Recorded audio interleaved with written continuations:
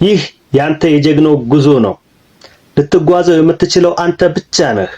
አሁን ያለህበት ደረጃ ምንም ይሁን ምን ሰብሮ የመውጣቱ ኃላፊነት ያንተ ነው።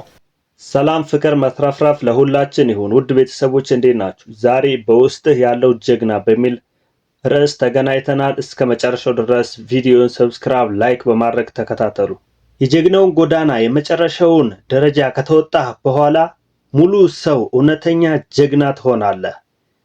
የጀግናውን ጎዳና ስትሄድ ተገድቦ የነበረው ኃይልህና ንቃትህ ባመጣኸው ለውጥ የተነሳ ምንም የማይቻል ነገር እንደሌለ በመረዳት በፊት ትርጉም የለውም ትል የነበረው ነገር ሁሉ አሁን ምክንያት እንዳለውና ሁሉም የተሰናሰነ እንደሆነ ይገባሃል።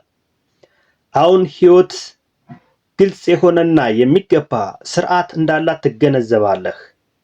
በርህራሄህ የተነሳ ከሁሉም የሰው ልጆች ጋር አእምሮህ የተገናኘ ይሆናል።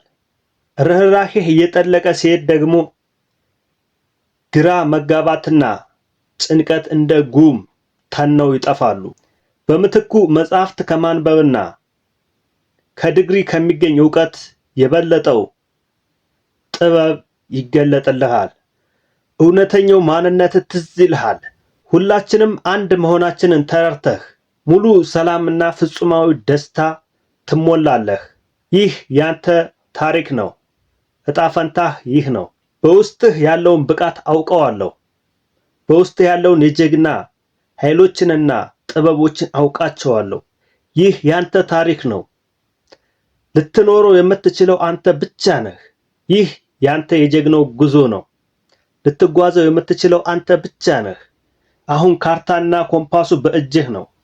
በመንገድህ ሁሉ ደግሞ እግዚአብሔር ሁሌም ከጎንህ ነው። አይዞህ፣ ጀግና ነህ። ሁሉንም የፈለግከው ማድረግ ትችላለህ። የተሻለ ደስተኛ የተሟላ ህይወት እንዲኖርህ ማድረግ ትችላለህ። አሁን ያለህበት ደረጃ ምንም ይሁን ምን ሰብሮ የመውጣቱ ኃላፊነት ያንተ ነው። በአንተ እተማመናለሁ።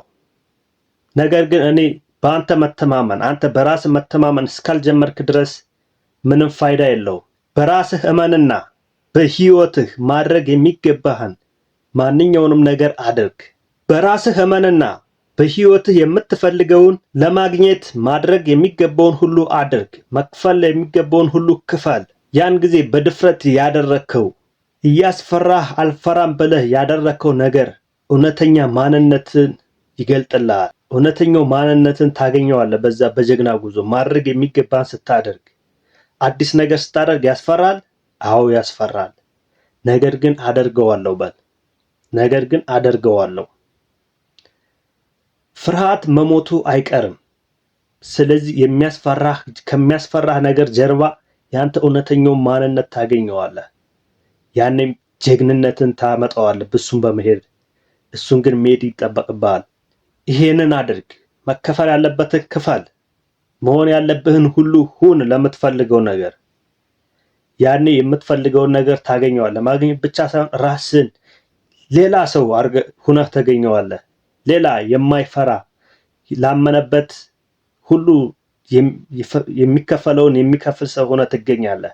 ይሄንን አድርጉ። ቀጣይ በሌላ ቪዲዮ እንገናኛለን። ቪዲዮ ሰብስክራይብ፣ ላይክ ማድረግ እንዳይረሳ። ቀጣይ የሚለቀቁ ቪዲዮዎች እንደደረሷችሁ ደግሞ የደውል ምልክቷን መጫን አትርሱ። እስከዛ ድረስ በያላችሁበት ሰላም ለእናንተ ይሁን። ቻው። እወዳችኋለሁ።